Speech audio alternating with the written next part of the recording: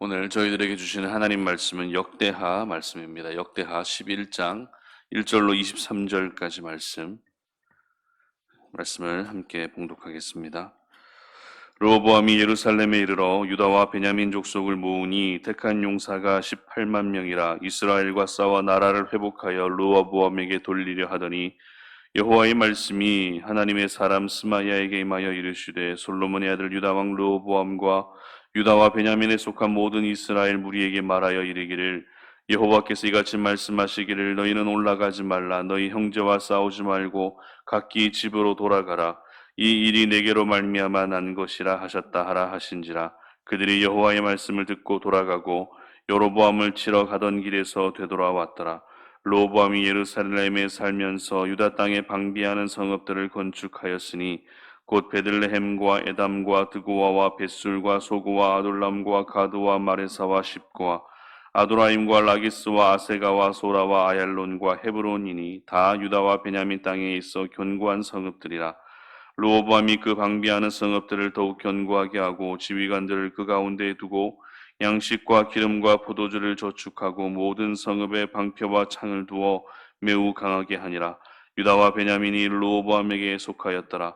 온 이스라엘의 제사장들과 레위 사람들이 그들의 모든 지방에서부터 르호보암에게 돌아오되 레위 사람들이 자기들의 마을들과 산업을 떠나 유다와 예루살렘에 이르렀으니 이는 여로보암과 그의 아들들이 그들을 해임하여 여호와께 제사장의 직분을 행하지 못하게 하고 여로보암이 여러 산단과 수렴소 우상과 자기가 만든 송아지 우상을 위하여 친히 제사장들을 세움이라.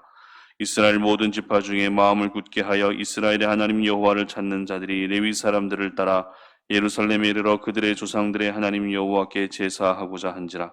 그러므로 3년 동안 유다 나라를 도와 솔로몬의 아들 르호보암을 강성하게 하였으니 이는 무리가 3년 동안을 다윗과 솔로몬의 길로 행하였음이더라. 르호보암이 다윗의 아들 여리못의 딸 마할랏을 아내로 삼았으니 마할랏은 이새의 아들 엘리압의 딸 아비하일의 소생이라. 그가 아들들 곧 여우수와 스마랴와 사함을 낳았으며 그 후에 압살롬의 딸 마아가에게 장가 들었더니 그가 아비야와 앗대와 시사와 슬로빗을 낳았더라.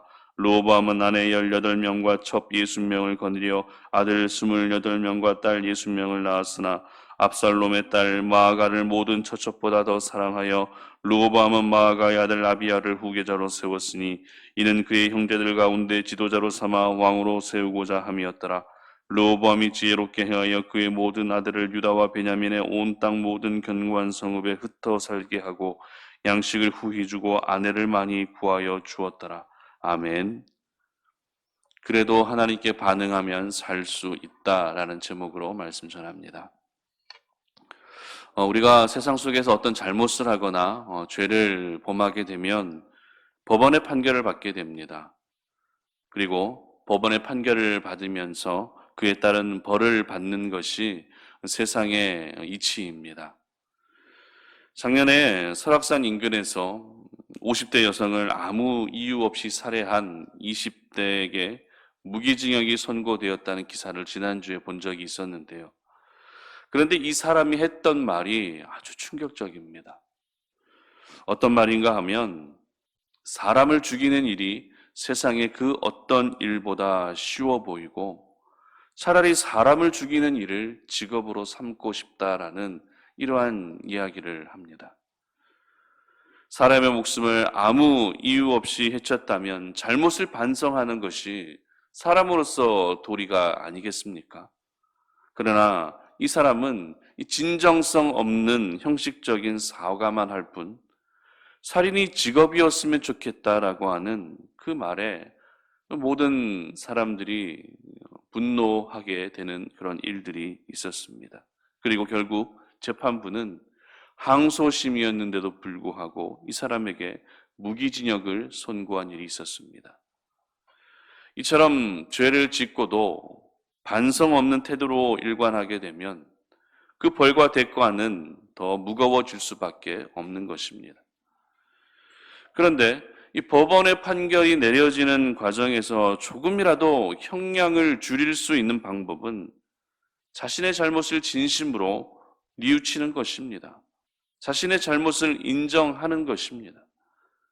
자신이 잘못한 행위에 대해서 마지막 남은 양심으로 반응하게 되면 조금이나마 그 형량의 무게를 줄일 수 있는 것이죠. 오늘 본문은 그래도 마지막 남은 신앙 양심으로 하나님께 반응했던 남유다의 르호보암 왕에 대한 이야기를 이어서 기록하고 있습니다. 르호보암의 모습을 살펴보면서 오늘 저희들이 주목해야 할 부분은 제목에서도 말씀드린 것처럼 그래도라고 하는 이 표현입니다. 그렇다면 이 그래도라고 하는 이 표현을 저희들은 주로 언제 사용하죠? 이전에 어떤 모습이 있었을 때 그 모습과는 또 다른 모습을 보여주게 되면 그래도라고 하는 이 표현을 사용함으로써 이 전과 후의 문장을 자연스럽게 이어주게 됩니다. 여기서 전의 모습이라는 것은 부정적인 모습을 의미하고요. 후의 모습이라는 것은 긍정적인 모습을 말하는 것입니다. 그렇다면 오늘 르호보암의 부정적인 모습은 어떤 모습이었고 또 긍정적인 모습은 어떤 모습이었을까요? 이 그래도라고 하는 단어를 기준으로 르호보암의 전과 후의 모습은 구체적으로 어떤 모습이었을까요?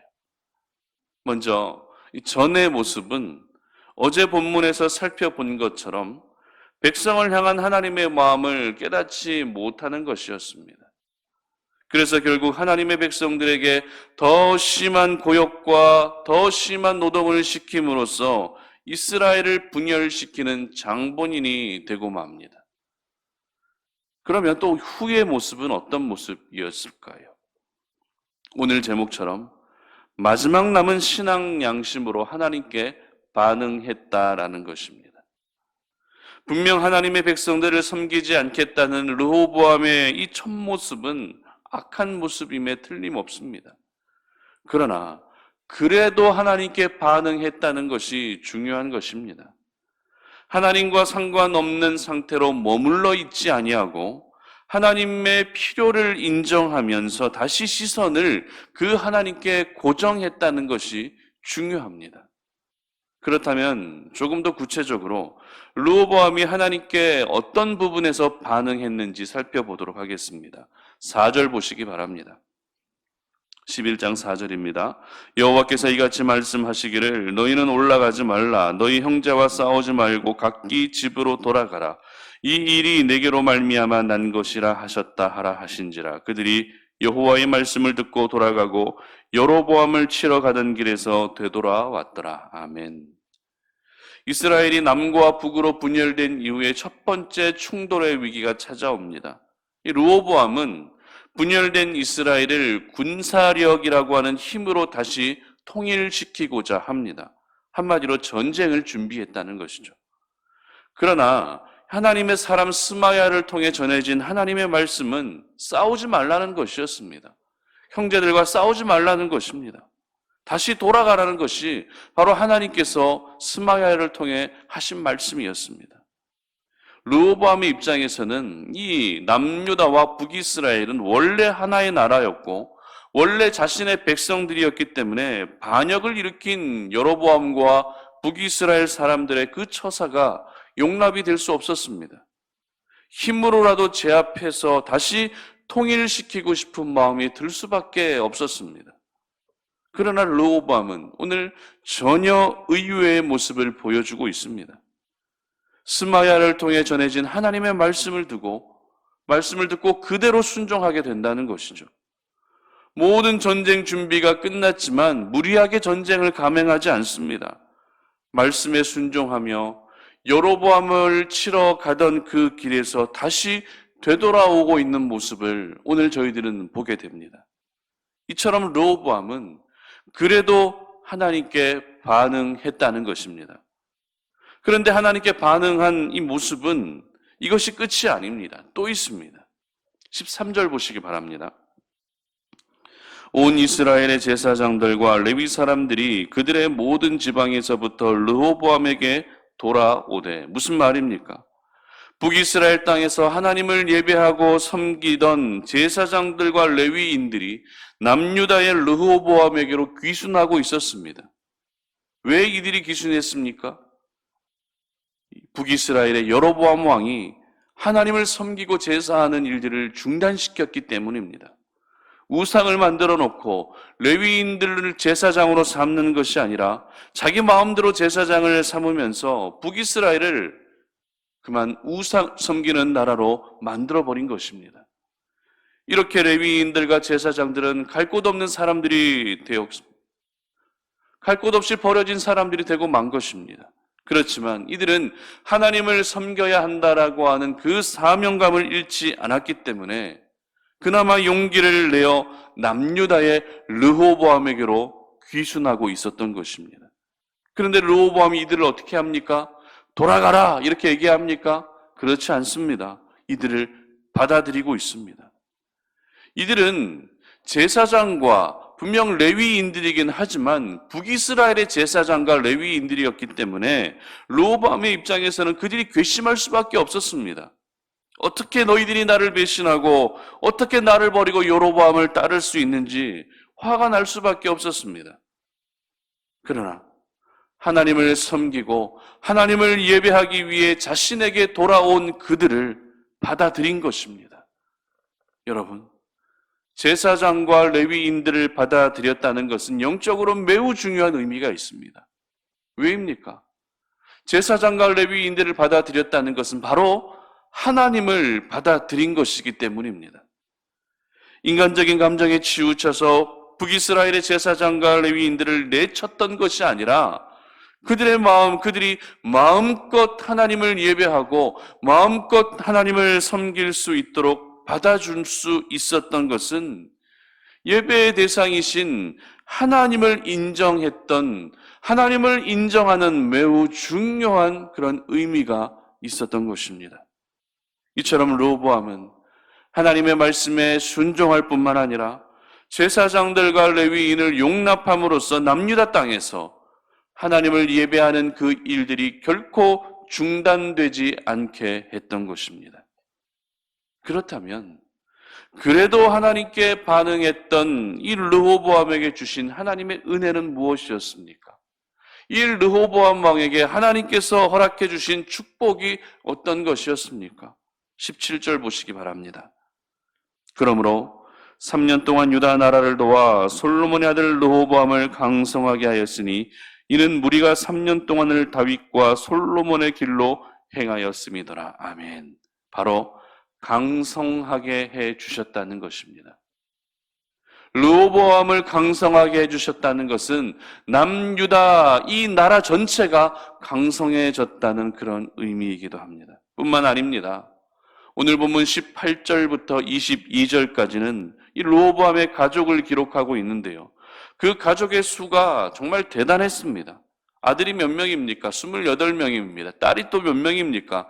60명이나 될 만큼 엄청난 후손의 복을 주신 것입니다. 시편의 말씀에 분명 자식은 여호와의 주신 기업이라고 했는데 수많은 기업을 허락하신 것이죠. 그러면 이렇게 많은 자녀들이 있다 보면 자녀들 사이에 당연히 왕의 자리를 놓고 다툼과 분쟁이 일어나는 것이 당연합니다. 하지만 오늘 본문 23절의 기록을 보시기 바랍니다. 르호보암이 지혜롭게 행하여 그의 모든 아들을 유다와 베냐민 온 땅 모든 견고한 성읍에 흩어 살게 하고 양식을 후히 주고 아내를 많이 구하여 주었더라. 르호보암이 지혜롭게 행했다는 것입니다.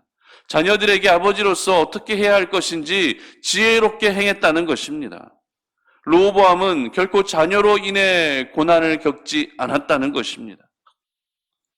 위대한 왕 다윗도 자녀의 문제로 쫓겨다닐 만큼 극심한 고난을 겪었지만 이 르호보암만큼은 자녀들로 인한 고난을 겪지 않은 것입니다. 이스라엘 분열의 시작이 되었던 르호보암이었지만 오늘 본문은 르호보암에 대해서 결코 부정적으로 기록하지 않습니다. 물론 이 역대기의 기록 배경이 남유다를 중심으로 한 다윗 왕조를 부각시키기 위한 이유도 분명히 있습니다. 하지만 오늘 본문의 흐름은 르호보암이 그래도 하나님께 반응했기 때문에 이와 같은 하나님의 사랑을 받고 하나님의 큰 은혜를 경험할 수 있었다는 것을 이렇게 집중적으로 보여주고 있는 것입니다. 그러므로 저희들 역시 오늘을 살아갈 때 이 그래도라고 하는 이 단어를 꼭 기억할 수 있었으면 좋겠습니다. 그래도라는 것은 실패 속에서도 다시 역전을 가능케 하는 그런 표현인 것입니다. 그래도라는 것은 죄악 가운데서 다시 회복을 가능케 하는 그런 귀한 표현인 것입니다. 여러분들 가운데 최근에 어떤 죄의 문제로 넘어져 있는 분은 없으십니까? 삶의 현장에서 되는 일이 하나도 없고 항상 실패를 반복하고 계시지는 않으십니까? 건강도 무너지고 사람들과의 관계도 무너지고 믿음마저도 흔들려서 지금 극심한 어려움 가운데 놓여져 있지는 않으십니까? 그렇다면 오늘 이 아침에 그래도라고 하는 이 말씀, 이 표현을 기억하시기를 바랍니다. 내가 아무리 무너져 있고 내가 아무리 죄악으로 오염되어 있다 할지라도 내가 오늘 마지막 남은 신앙 양심으로 그래도 하나님께 반응하게 되면 자비로우시고 인자가 많으신 우리 하나님께서는 다시 여러분에게 은혜를 베푸시고 여러분을 살려주실 것입니다. 그래도 하나님께 반응하게 되면 여러분을 강성케 하시고 그래도 하나님께 반응하게 되면 여러분의 가정을 회복시켜 주실 것입니다. 그러므로 이 그래도라고 하는 단어는 하나님께 나아갈 수 있게 하는 매우 영적인 단어임을 기억하시기를 바랍니다. 오늘 하루 그래서 하나님께서 허락하시는 회복의 역사를 마음껏 경험하시는 귀한 하루가 되시기를 주님의 이름으로 축복합니다. 함께 기도하겠습니다. 살아계신 아버지 하나님 감사합니다. 오늘 이 아침에 우리가 주의 말씀을 기억하며 오늘 하루의 모든 삶이 그래도 하나님께 반응하며 그래도 하나님께 나아가고 그래도 하나님 아버지 앞에 기도할 수 있는 삶을 살기를 원합니다. 지금까지 내가 어떻게 살아왔는지가 중요한 것이 아니라 이제부터 내가 어떻게 살아가야 할 것인지가 더 중요한 줄로 믿사오니 그래도 하나님께 반응해서 하나님께서 허락하시는 그런 놀라운 은혜를 경험할 수 있는 하나님의 사람들이 되게 하여 주시옵소서. 감사드리며 예수님의 이름으로 기도드립니다. 아멘.